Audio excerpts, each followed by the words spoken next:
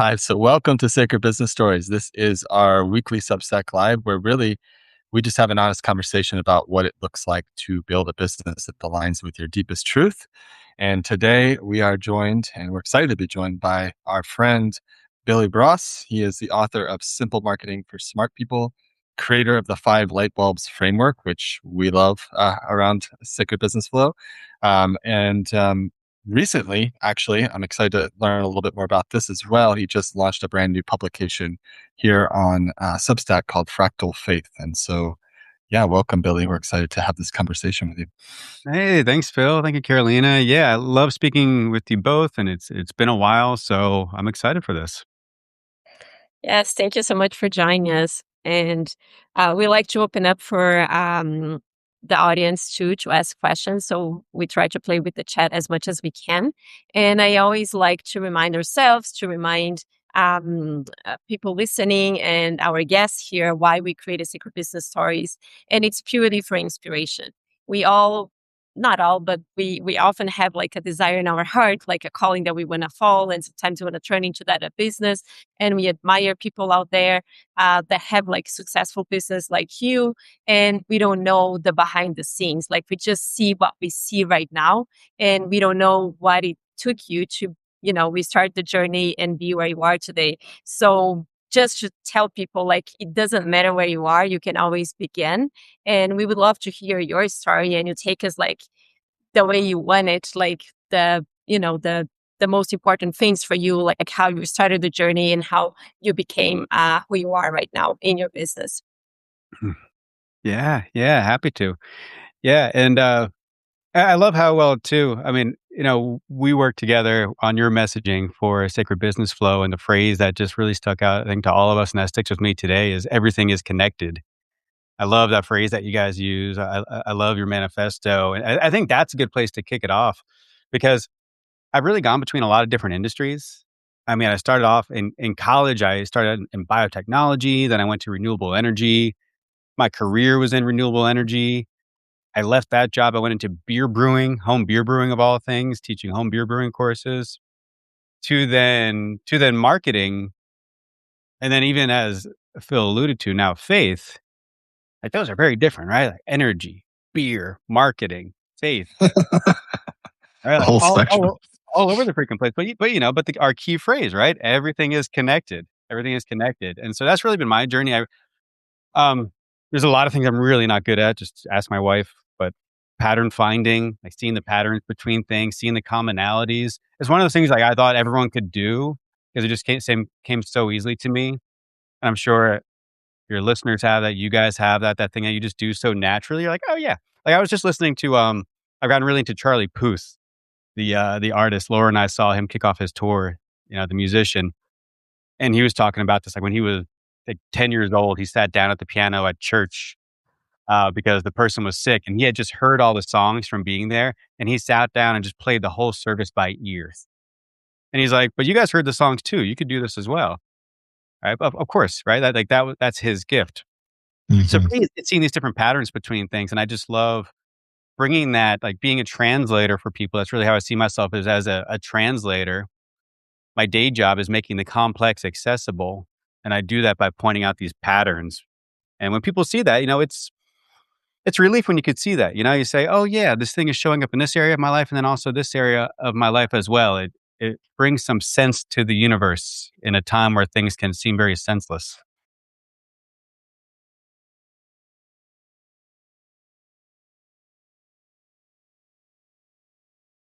Oh, I think I lagged for a moment. Can you guys hear me?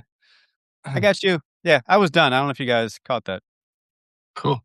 Yeah, no, on my screen skipped a little bit, so my apologies. But yeah, I mean, I think for me, that's something I've definitely really appreciated about you, and it's also something that I think is so important, and it's something I think we also provide for our clients. But I found so valuable about working with you was exactly what you said. When you're in something, whatever it might be, for us, like when we were starting to build out our messaging for Sacred Business Flow, there were a lot of things we did know.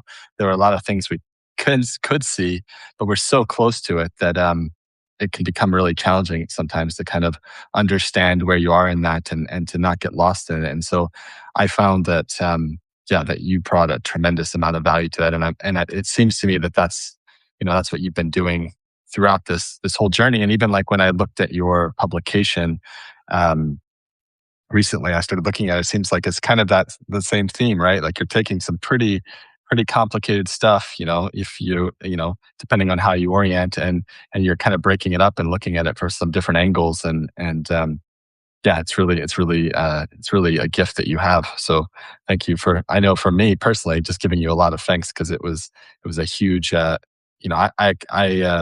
attribute a lot of what we were able to do in a pretty short amount of time on this platform to that clarity we got like early on, doing that work with you. Yeah, it was an honor. It's extremely rewarding when someone has that in them, like you guys did, and they're just too close to it. And I suffer from this as well. Right, that's something I got to work on too. And I have people who help me with that, drawing it out of me. But it's very rewarding to draw that out of someone, and like you guys, and show it to you and say, "Hey, here's your story that you weren't even seeing." So yeah, thank you. Yeah, Mhm. loved it. Yeah, Yeah, and and one thing oh, that I really like the way you shared, it's like I simplify complex things for people to understand and connect it a little bit with like the thing that you're writing right now and faith and all of that. Like I heard once that like the truth is simple.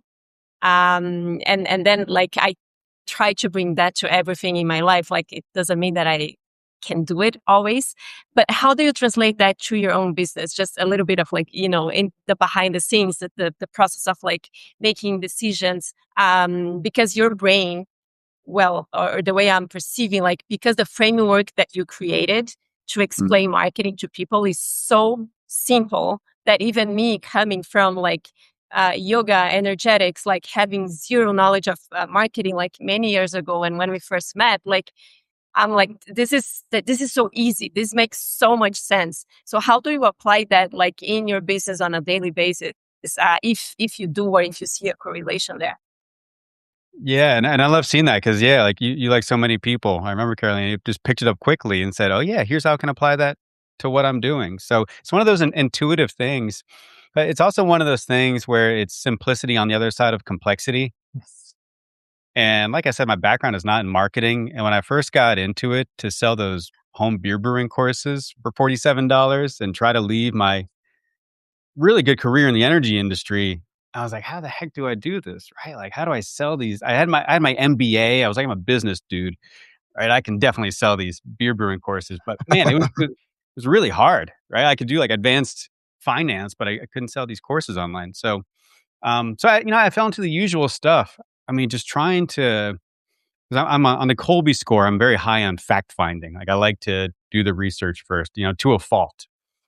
And so I was doing that with online marketing, but it was just, but especially around that time, Phil, I know you remember around 2008, 2009, right when blogging was taking off and social media mhm. was taking off, YouTube, everything. It was just like drinking out of a fire hose. And I just got super overwhelmed by it all and just couldn't keep up. And so, but I was still working. I was still in the trenches running my own business, the beer brewing business. That finally did allow me to leave the job. And then I really fell in love with the marketing side and helping other people, other domain experts, subject matter experts with their marketing, and just seeing that all that crap just doesn't matter. All those channels that they're telling you to be on, all those tactics, all the software they want you to use.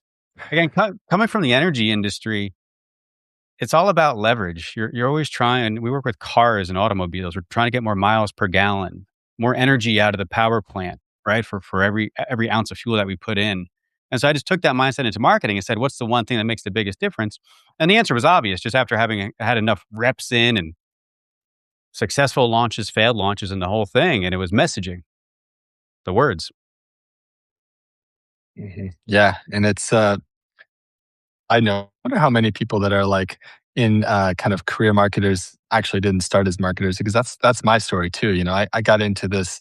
I was working in tech, and then my partner at the time was opening a private practice, and I was like, oh, I'm gonna see how could it look to attract more clients and more patients to this practice. And then, just like you, I kind of fell in love with that whole process. But it's interesting. For me, coming from a tech background, I definitely got caught up in all the tech and the software and all that. And yeah, that's one of the things I was kind of known for early on, but like, and I do use all that stuff to create leverage, but I did have to have this kind of big correction where I kind of learned, and you were actually someone who was very influential on me in that way of like getting down to the fundamentals. And yeah, you're absolutely right. The fundamentals for most people, especially when they're just getting started, is in the message. And so yeah, I would love to hear more about that, or how you could expand on that, because yeah, I see this as, and I think there's a lot of reasons why people put the focus in other areas. And sometimes I think it's from a true sense of belief that that is the right thing. There's a lot of people selling the tactics, selling the quick wins because they're quite honestly easier to sell. But then also I think there's like patterns of procrastination and resistance. Because the minute you kind of start getting this messaging going, it's like, okay, now I have to show up and own that. And so, yeah, I'm just curious, like anything else you might have to say around that topic. Yeah, it certainly does sell better, and I'm sure, and that's always been something I wrestled with. It's not, like now I'm the philosophy marketer guy. That's not quite as sexy as like the latest AI thing, right? And I've had a lot of frustration around that. It's like, hey, but the thing that I've made is so good, and it's so much truth to it, and it's so deep and so evergreen. It's like, why are you buying the Clubhouse courses when you could be buying the messaging course, right? But I get it, right? And I bought those things too. So yeah, it is both, right? And that's certainly, and look, and the tactics matter. I think you're also kind of a freak of nature, Phil, in that you can hold these things in your head, like these systems, these online marketing. Caroline, is he like that? He can hold these amazing systems in his head and kind of know where everything is going and how things are flowing. I think it's a very rare skill. That said, of course, like it can be only compounded by having the messaging side, which you've gotten so strong at recently. But I envy you on that side, on being able to create what looks like controlled chaos from all those sticks and pipes and everything. Yeah, it's and then, yeah, for me, I still have to be really careful because that's still the part that's fun for me. I can sit back there and just like tweak all day, and then lose sight of the bigger work. But I'm curious. Another question I'd love to ask you um, is, you've been in this for a long time. You've gone through a lot of transitions where you've kind of you've moved from the beer brewing to the marketing and different flavors of that, and one of the things that we like to convey to our audience is that in this kind of like entrepreneurial journey, it's perfectly normal to have fear and resistance coming up, especially if the things you're doing are something that are close to you or meaningful to you. And so I'm curious, where does that, and I'm curious, maybe even right now, this is in the coaching world. And I know we've had offline conversations about AI and all the things changing, but like, where's an area that fear resistance shows up for you? And what kind of work do you do to kind of keep moving forward when you're kind of in that uncertainty of direction, or like where you've been, or maybe like when you've been making a shift in your business? That's a big one. Mm. One thing that was really scary early on was when I left the energy industry. I had built up a decent amount of revenue on the side from the beer business. Not a ton, but almost equal to what I was making in that salary. I think I was making like $70,000 a year from that job, which was a lot when I was like right out of college. Man, I thought I was crushing it. And I was like, okay, if I can get the beer business up to that amount and then have some in savings, I want to say I saved up like $100,000 over the years, maybe like 7 years, right? Because not paying anything for rent really where I was. It was great. And I was like, okay, perfect time to leave. And then my calculation was, well, 40 hours more free per week, not having that career. I mean, I was just working on the beer thing at night. Imagine if I put that many hours into the beer thing is going to take off. And it didn't happen. It wasn't like that movie, right, that you see where it's like, finally I snapped the chain of oppression and I'm just from a bird just taking off into the sky. No, and it didn't crash either. It was kinda like an entrepreneur's worst nightmare where it just kinda stalled out.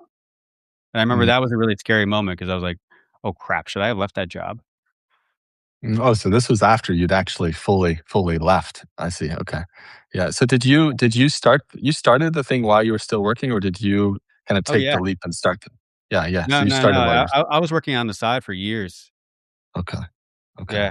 That's another thing too is, like, you see all these cliche stories. It's like, "Yeah, and people making these promises like give the finger to your boss and say I'm out of there and just live the 9 to 5, the 4-hour work week. It's like I really like my boss. I liked his family. We would eat together. Like I like my coworkers. I like my industry. If it was worse there, maybe I would have been more motivated to leave early. But I wrestled with that as well. It's like I actually, I do like this, but eventually I did. It was a small company. The internet was taken off. I felt really tied down. I felt really like there was really a ceiling above me in that company, all these things I was missing out on. And so, yeah, I don't regret it. I'm glad I didn't know at the time how hard it would be being on my own. That's for sure. I don't know if I would have done it. But looking back on it now, that was 29. Now I'm 41. Yeah, glad I did it. Yeah. So just to so you took the you got the thing up and running while you're still working. You took the leap. You thought it was just going to keep kind of moving and soaring, and you kind of just stalled out. So yeah, maybe kind of walk me through what was going through your head at that time, and kind of how did you kind of keep moving forward and keep your own sanity, keep yourself grounded, and ultimately how did you kind of move through that to kind of whatever your next level was. Yeah, and it stalled out for multiple reasons. I mean, one of the things was, and this has been a downfall of mine, is that I lose interest in it.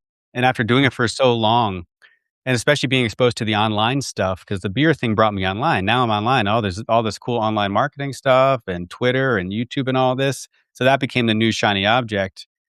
And then, believe it or not, you run a beer website, you get tired of drinking beer all the time. And I was trying to, I can see that. I was trying to get into shape. I was like really into fitness, and I felt obligated. And homebrewing is a lot of work, so I started to resent it because I felt obligated. It's like, okay, trying to be healthy this week, but I got to review this 12% imperial stout and do a video on it. Or, this thing's 600 calories in a 12-ounce bottle. Or I have to brew this batch of beer and record the whole thing. So it started to ruin the hobby for me, having to having that be the thing that was paying the bills. And I really didn't like that. And then also, I mean, this was outside my control. Definitely not the only reason, but the industry started to suffer. This is when craft breweries started to really take off because all these home brewers were saying, well, why am I going to do it myself when I could just go next door and buy the thing instead of putting in all this blood, sweat, and tears? And so my traffic started to drop at the same time. So all these things kind of compounded. And I just really wasn't that into it anymore, but also kind of panicking because, I mean, that was my main revenue. So what I did was, to answer your question, I early on through one of the online marketing forums, this was through Copy Blogger. If you remember Copy Blogger, Brian Clark. Yeah, we just had Brian Clark on I think 2 weeks Did he ago. He really? was on the show here. Yeah, it was an incredible interview. Yeah. Yeah, he rocks. Yeah, yeah, I Yeah. like. Yeah, yeah, and he attracted in the early days of Copy Blogger and the Third Tribe, really good people. So I met some people through there, and even people who had much bigger websites than mine, but they were in these very niche industries. Like one of the early ones I worked with had a website for vegan and plant-based athletes that was much bigger than mine. And but I said, hey, like here's some marketing stuff I learned. Here's some copywriting stuff I learned. You can tweak this, rewrite this headline, put an opt-in right here. Start to get results. So as the beer ship was kind of sinking, the online marketing plane was taking off. That's cool. That's really nice. Like right now you're writing, and I'm reading your stuff and you're talking about faith and all of that. How do you see the evolution of your relationship with faith and your ability to keep going and following the signs of life? Like, hey, this is going down, but there's something here that's going up.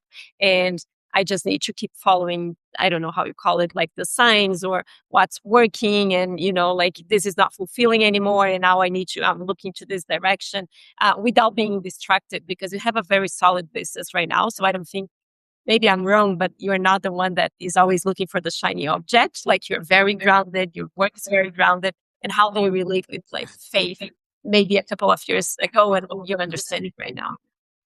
There are certainly more of those shiny objects kind of buried in the backyard than you guys know about. Trust me, they're out there, right? Those false starts. This is going to be the best newsletter in the world. And then 3 weeks into it, I'm like, that was a bad idea.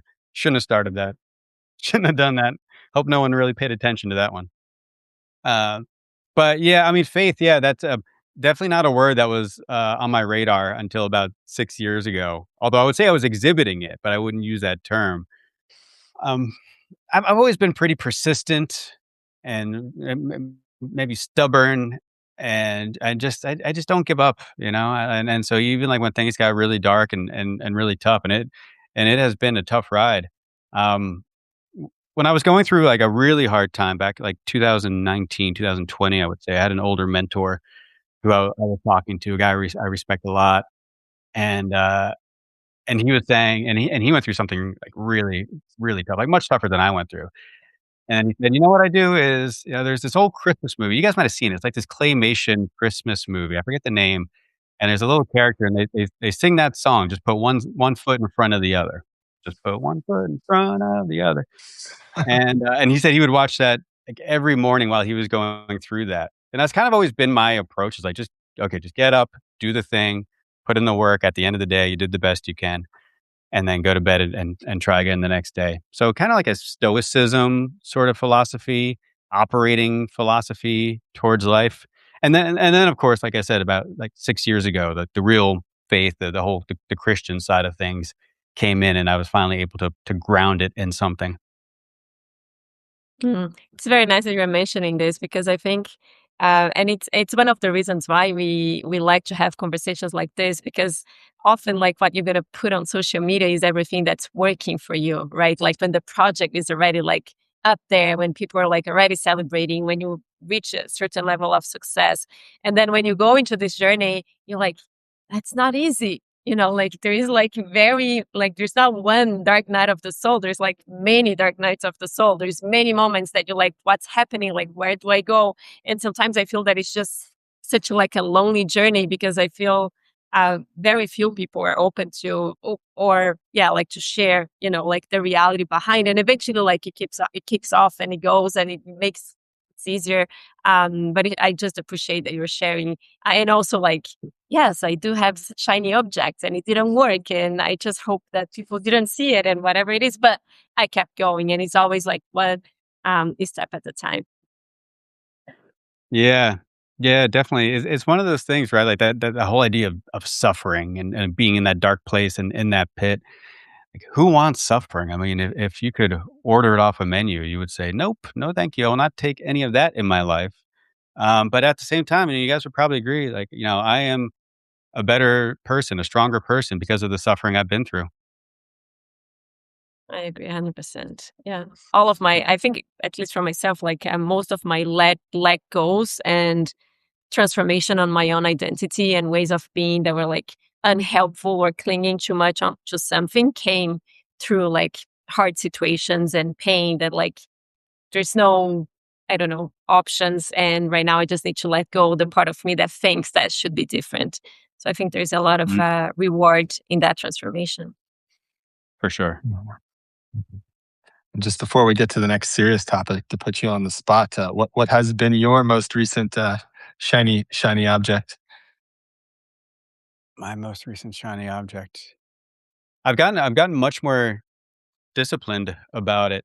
I did have, kind of before Fractal Faith, I had another idea for a newsletter because I just started my family recently. I got married 4 years ago, and I have 2 kids now, and so I started like a dad newsletter, and that was the main one I was referring to, and that didn't last too long, maybe a few months, and I was like, nah, let's put that down. But again, having gone through that experience, it was on the right path. It was a precursor for Fractal Faith. It was just a lot more.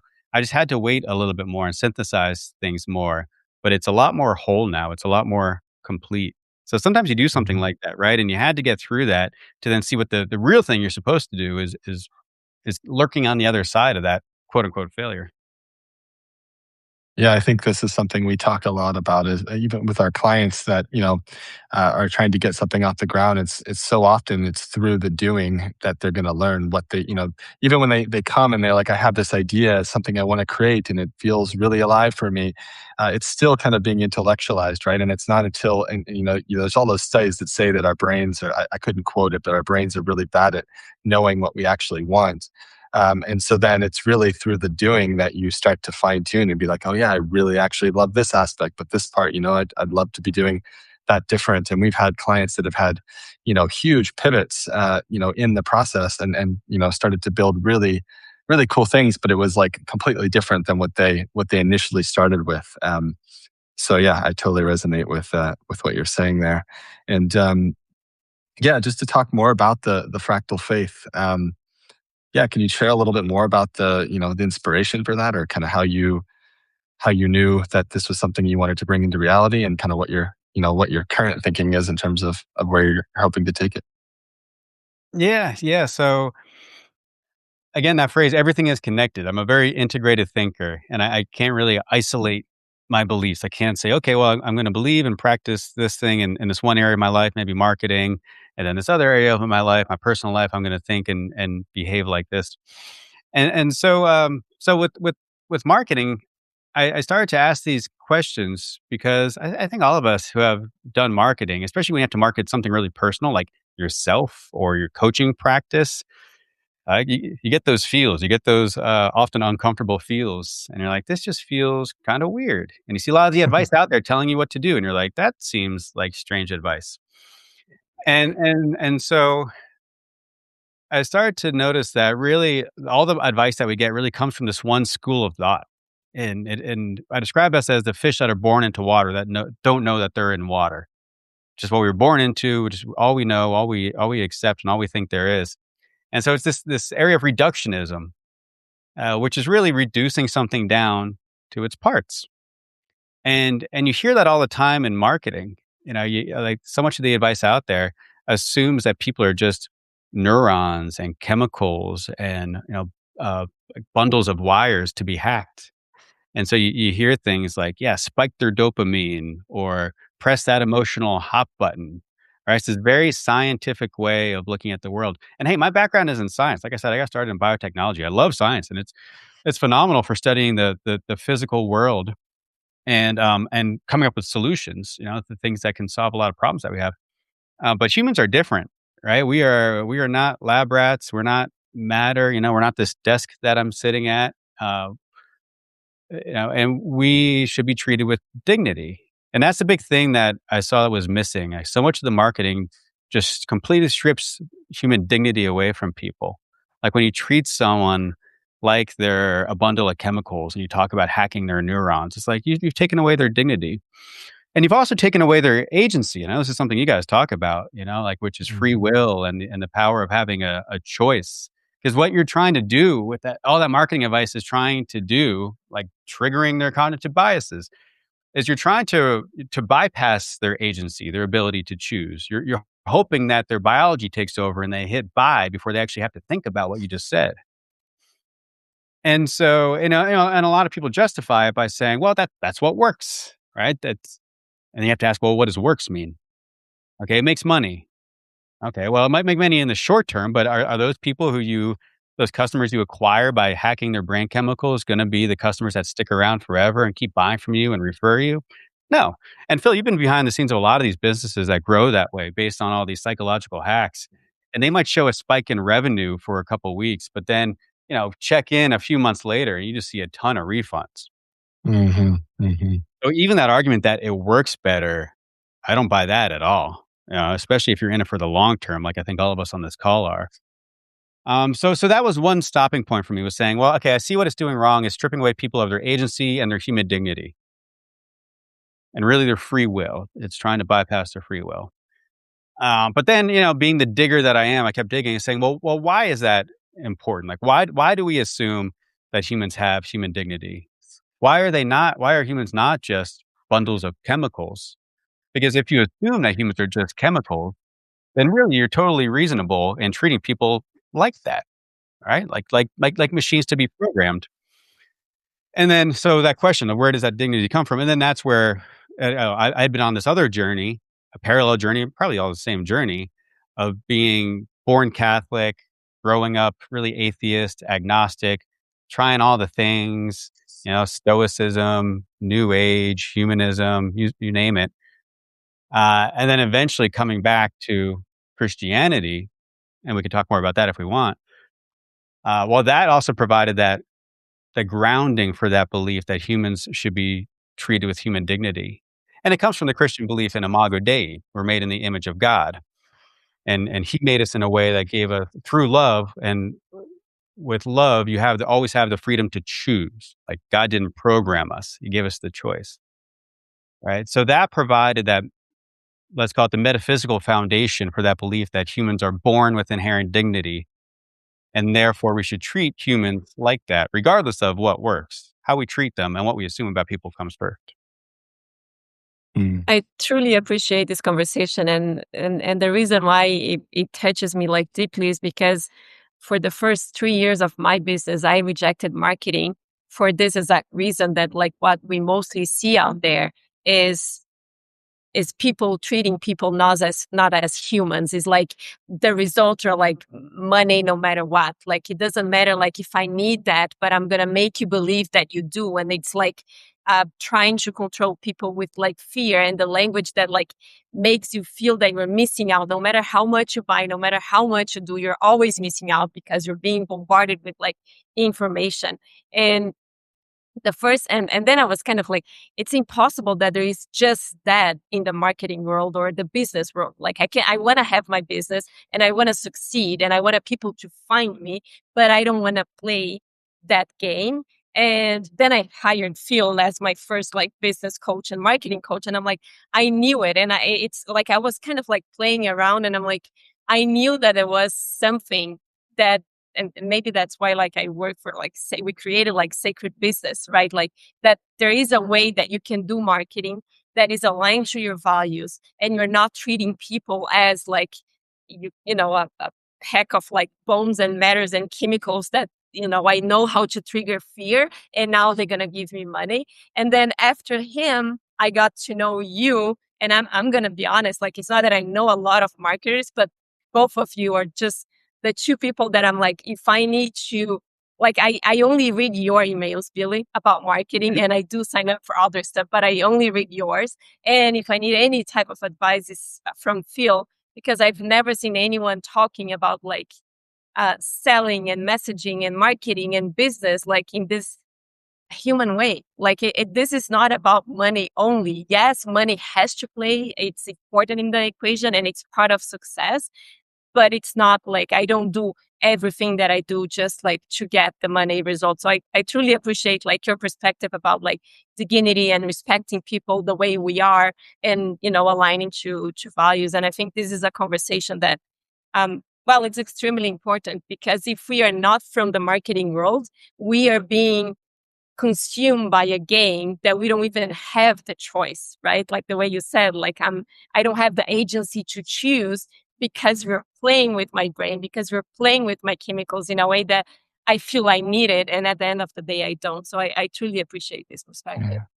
And look, just to jump in there, and then I would love to hear your responsibility. But like, Billy's a super humble dude. But I also want to call out here. I think there's a lot of people that will hear this type of conversation, and they think, yeah, that's cool, and that's like an ideal state. But like, that doesn't make money. Like, I got to play the game that makes money. And I know for a fact, I've had my own experiences, but I know for a fact you've been behind some very large creators. I don't know, Tiago Forte is the one that most people will recognize his name, but um, I saw some recent numbers that he put up, and I know you've supported him a lot over the years. I mean, just to say like this different approach and not treating people without dignity, it can work. Like, so don't think if you're listening to this like that we're just talking about this like kind of fantasy world. It's like, oh, like we can all kind of have these high values and morals and principles, but at the end of the day, I have to play that other game. And so yeah, I just wanted to share that as well. But yeah, I would love to hear more from you, Billy, of how you've seen that maybe play out in real life. Yeah, it's so funny too, because again, I'm just a translator. I mean, I'm pointing the credit back at people 2,000-3,000 years ago, right? These are just old ideas that I'm reviving. So yeah, it works. If you think Aristotle had something worthwhile to say, then it works. Because what we're doing here is making an argument just like Aristotle talked about thousands of years ago, right? This is really just classic rhetoric. And we're just, again, born into the fish born into the water that don't know we're in water. We're just born into this very specific time of reductionism, scientism, behavioral economics, consumer psychology. I mean, the field of psychology is only 150 years old. It used to be part of philosophy, which is thousands of years old. And all the playbooks that we get happen to be from this new school, and we've just forgotten the old school. And I think a lot of us, myself included, I mean, look, I'm the worst offender of all this stuff, like reading all those books on how to hack psychology and all that. My bookshelf was full of them, and I really threw all those away. I mean, you look at some of the titles too. The Illusion of Choice is a very famous book on marketing. It's like, oh yeah, your customers think they have a choice, but that's just an illusion. They really don't. They're really just lab rats that we can program. It's like, come on, like. Right? And I'll also point out the people that write those books are not billionaires, by the way. Like, I don't think like all those behavioral psychologists, behavioral economics, like if this stuff works so well, why are they not all just crushing it? From what I've seen, they're not, right? So it's really just this one kind of weird school of thought that we were born into about hacking dopamine and all this stuff, and we think that's all there is. But no, there's a very ancient school of thought about making an argument, having really sound reasoning, presenting that reasoning through rhetoric, and backing it up with evidence. And so that's all I'm trying to do, is to show people like, hey, this has always existed. You just didn't know about it. Mm-hmm. Yeah, that's Yeah, cool. and it's very important because I feel that at least like people that come to us and I'm sure some of your clients as well, like they're mostly very sensitive people and they feel that like me in my past, like they reject marketing. But then the work I think is like, it's not that we reject marketing, like we reject this game, but marketing in itself is neutral, right? It's just like energy, it's like money but if we can connect the message, connect the understanding of marketing, like for me, marketing became like inner work. Like just through the messaging work that I did with you and also like the work that I did with Phil, I got to know myself in ways and you guys reflected back to me stuff that I'm like, oh, I've never seen myself like this. So then I step into possibility because you mirror back like whatever, my power, my beauty, some of the stuff that I couldn't see it for myself. And this is marketing for me. And now I can, when I speak about what I do, and at the time when I was talking about what I was doing, it was coming from a much more clear space. And then people would resonate. And then I kept sharing. And now with Phil, like we keep sharing your message. And then if you're aligned with our values and you believe that, yes, you have something beautiful to share, you want people to get attracted to you, like we can walk together the path. But yeah, like it's sad that I see a lot of very talented people that reject marketing because this is like maybe but mostly people are sharing. And then they lose the opportunity to share their gifts because they reject the tool thinking that the tool is the wrong thing. Yeah. Yeah. I would love to kind of throw another idea here, Billy, and get your thoughts. And then I would love after that to go. We have a really cool question in the chat.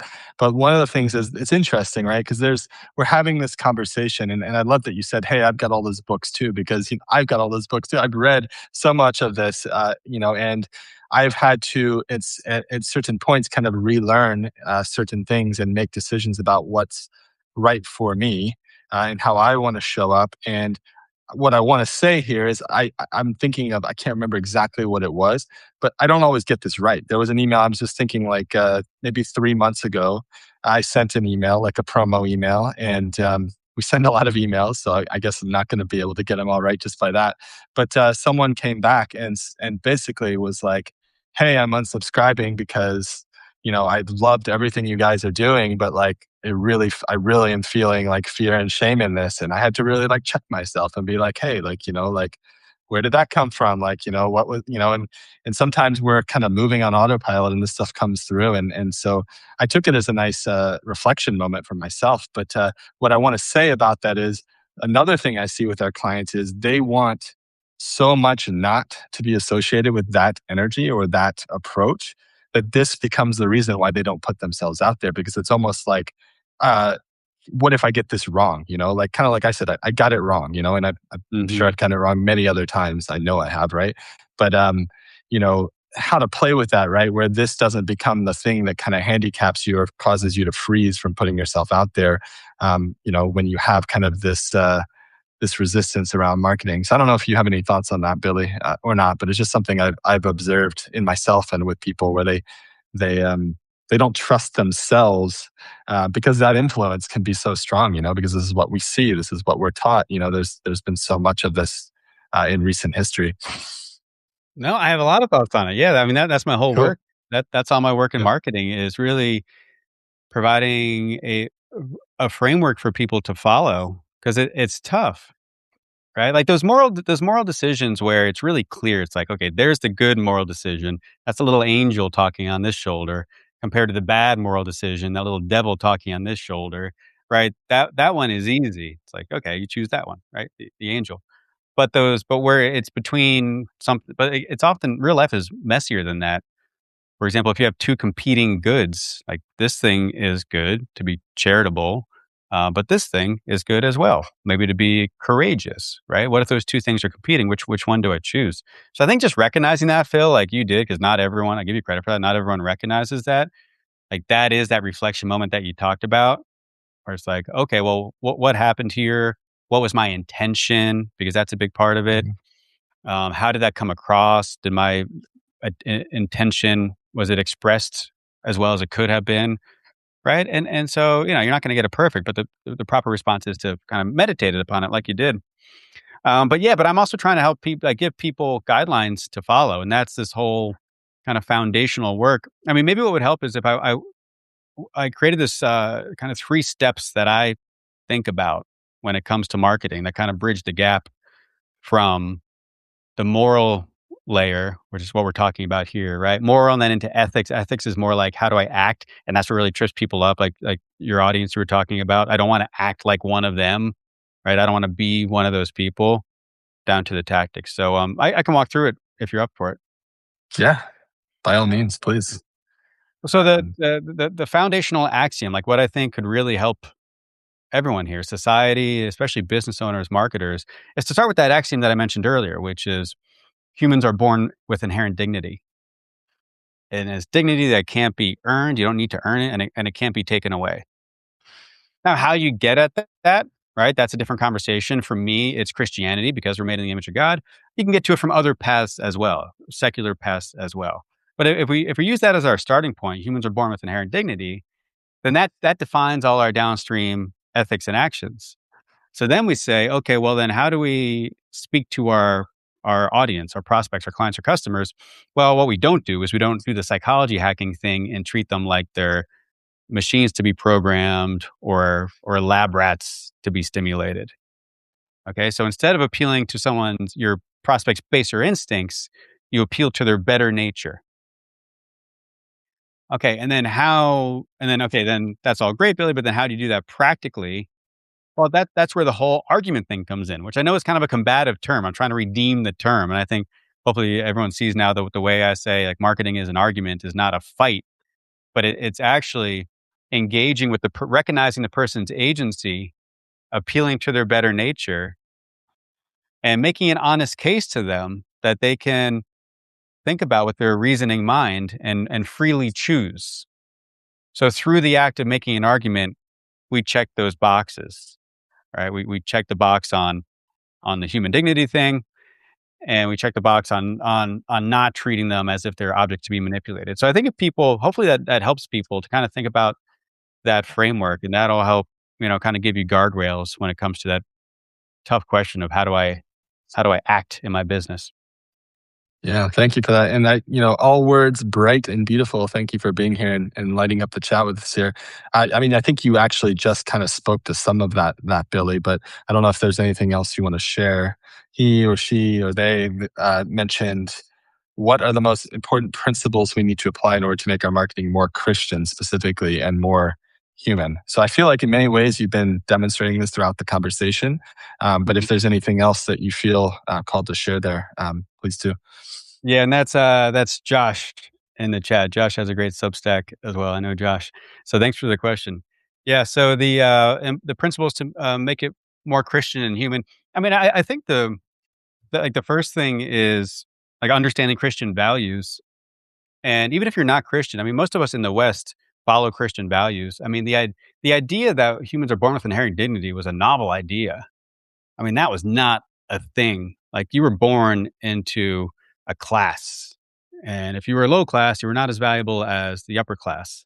So that idea that no matter who you are and where you were born or when you were born, that as soon as you like become life, that you have inherent dignity, like that is a Christian idea.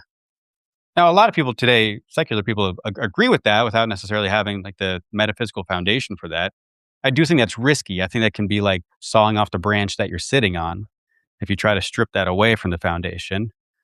But understanding those principles, there's a lot to it. We couldn't go into all of it here. But the idea of free will, right? If you just follow that one, like when you're going about your marketing, ask yourself, like, am I trying to restore people's agency, help them choose, or am I trying to bypass it?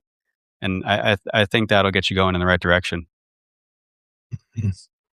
Cool. Yeah, I love that one. Agency. That's a question that I ask myself often. I often ask myself, am I holding the other in their highest until they can see it for themselves, and kind of trying to guide them in that direction. So yeah, thank you for sharing that. Really. Sure. So another one I wanted to ask you about, and I know we'll probably be coming up on time here soon, but I think we have time for this, and then I'd love to give you the opportunity to share more about your work for anyone who's not familiar. But I feel like another way that you and I are in some ways similar is we've worked like behind the scenes for a long time. In fact, until like kind of a few years ago, I was like completely kind of a behind the scenes guy. And this has been my first attempt at building a kind of a larger brand, which has been quite a fun journey. But so much of what I've observed with you has been relationship based. Like your ability to be successful and have the clients that you've had and the wins that you had has been through connection, through relationship. And I think that this is something that a lot of people struggle with online, and even people that feel actually quite good at this, like in real life, for example, it's like they get online and for some reason, like those rules go out the window and they're not quite sure how to show up and how to connect and relate to people. So I'm just curious what advice you might have for someone who wants to create meaningful, authentic connection online, to grow their business in service of their message, and what sort of actions might you suggest for them? Yeah, the relationships are really important. That's something that like you don't see just because what you do see is all the public stuff. It's all the social media, the email list growth and everything. But very early on, when that ship was sinking on my beer brewing business and I was trying to get going with the marketing, the consulting side of things, I was very active in person. So I was flying all over the country. I was going to events, hugs and handshakes, not direct messages. Hmm. And so I think, especially in these days, I think the more that you can do in person and build those relationships.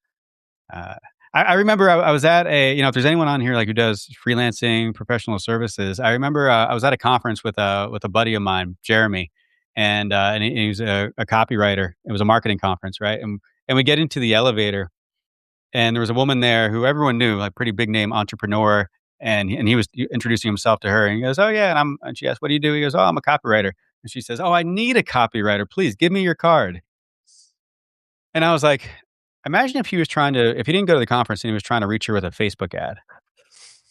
Like he didn't do anything. He got into the elevator, introduced himself, said, I'm a copywriter. And she later hired him and paid him tens of thousands of dollars for copywriting. Right. Like it's a good ROI. I'm trying to Yeah, do it's more of fun. that myself in San Diego here because so much of my work has been internationally over Zoom. But like I make a point now every month I go to an in-person meetup in San Diego.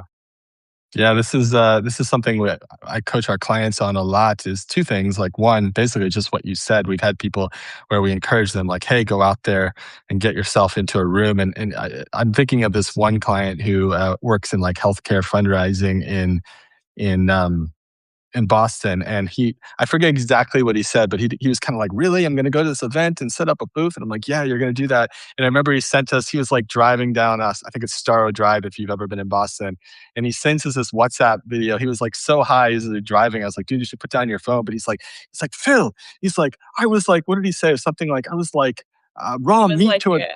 I felt like a meat for the piranhas. Yeah, he's like, I couldn't believe it. They were just all like, I want to hire you. It's just like insane thing, Billy. Like if you just stayed in front of his computer, this wouldn't happen. And what I often tell people is if they flip things around, like everyone thinks like, okay, it's like audience building online first, and then like that's the top. But it's like, hey, what if you actually consider all this stuff? Like if you like with us, like if you have a regular content cadence, that's kind of like the thing that bolsters people's confidence when they meet you, right? So I often tell people like, hey, get this thing running, but then go put yourself in a room. And then when they're like, hey, let me check this Phil guy out or this Billy guy out, like what's he about? They enter into this like rich, like, ecosystem, and there's lots for them to explore, but it all starts in the room. And so I think it's really cool that you touched on that, because especially now with AI and all this stuff, I think it's always been important. It's always been a human need to be connected in person like that. But I think it's just going to become more and more important that we all stay, find ways to connect in real life like that. So, Yeah, I mean, with my book, I co-authored that with my client Tiago Forte, and yeah, I didn't have a big audience, but when the book came out, Tiago sent it to his list of 50, 75,000 that's people. relationship right there. Yeah. Yeah, Mhm. right, and I put in the work. I remember the first time he was, because we didn't live in the same towns, but he came into town. I had something going on. I could have been somewhere else, but I made a point to go meet up with Tiago when he was in town. And then we were both living in Southern California together, still a couple hours away. But I made a point as often as possible to drive up there to Long Beach and hang out with him. And I like hanging out with him, right? It's not like it's just strategic. Like, he's an awesome dude, and it's more fun in person. But it also solidifies those relationships a heck of a lot faster. Like, it's on like warp drive. One in person. Go to a conference with someone, like a 1 or 2 day conference with someone. You'll be closer than talking every day over Zoom for the next 12 months. Mhm. Cool, cool. So yeah, just to kind of close, I'm going to try to squeeze one more in, like 30 seconds. Like I have to ask you because you're a marketing guy. I like to ask people, like, we see a lot of the same kind of information and being kind of regurgitated and shared. But like, is there anything that just kind of comes to mind to you that's like kind of unexpected, something you haven't seen people talking about? Maybe not the fundamentals. I know you're big on the fundamentals, but just something you've been experimenting with that has, that's been having surprising results, or something that someone might want to try related to growth. Let's see. Well, I know a lot of people are talking about AI. I'm still going to talk about it, but maybe I'll put a fresh spin on it, because what you Cool. see usually is AI around content generation, writing emails, and things like that. But it can also be like, I really like how it challenges you, and again, like this kind of argumentation based work. It can be tough. Your customers are going to be skeptical no matter what, and they're always asking these questions, and they're always trying to poke holes in things, right? So it can be kind of uncomfortable. Like the people who I work with, like I say, okay, I'm going to be your sparring partner. I'm going to poke holes in your marketing. I mean, you guys went through that, right? It can be a little bit Mhm. uncomfortable, but I think like you using these tools, making sure that they're not just yes men, because they can certainly be like that, like, oh yeah, you're awesome. So it takes doing it right, but I think having that kind of space where it can push back and poke holes, and then you fill those holes, it just gives you a lot more confidence in your ideas when you take something to the market. Mhm. Cool. Yeah. Well, thank you for sharing. Thank you for being generous with your time. Like, yeah, it's funny. We say we go 45 minutes on average, and sometimes we go a little bit longer, but I just feel like I could sit here and we could just talk about stuff all day. So, yeah, thanks for being generous with your time. And, if anyone is, we'll send out a recap after this to our list. So, if anyone's watching on the replay, or, of course, if they've been here live and they're not familiar with your work, what would be kind of like a first best step you might recommend if they want to kind of explore a little bit more? Yeah, it depends on what path you want to take. On the faith path here on Substack, as you mentioned, Phil, I have the new Substack, Fractal Faith. So you can check that out, see if you like it. On the marketing side, the place I would start is the manifesto, which really has that framework I talked about, the marketing worldview, the moral, the ethical, and the practical. We have a nice graphic that my illustrator Matt Strebe created for that, and that's at marketingisanargument.com. Marketing is A or and? And A? A-N. And argument, yeah. Marketing Marketing is is an an argument. argument.com. Cool. Yeah, we'll make sure that gets into the recap, but I also just dropped it in the chat in case anyone wants it there. Yeah, Josh. Hey, I know Josh. Josh is a And fan. He's a fan of thank your you. work for sure. Yeah. I'm a fan of So his. Yeah, good to see you. yeah, he's doing awesome stuff. So cool. Well, thank you, Billy, so much. And yeah, we're yeah, we're huge fans of your work, as I know we've said many times. So you've got allies in us if we can help in any way, and we'll keep spreading the word. We'd like to tell people about the 5 Lightbulbs. So Thank you. That means a lot. Thanks for having me. cool. Thank you for being with us, and thank you everyone for watching. Yeah. Till next Thanks, time. everyone. Till next Bye. time. Bye, everyone. Bye.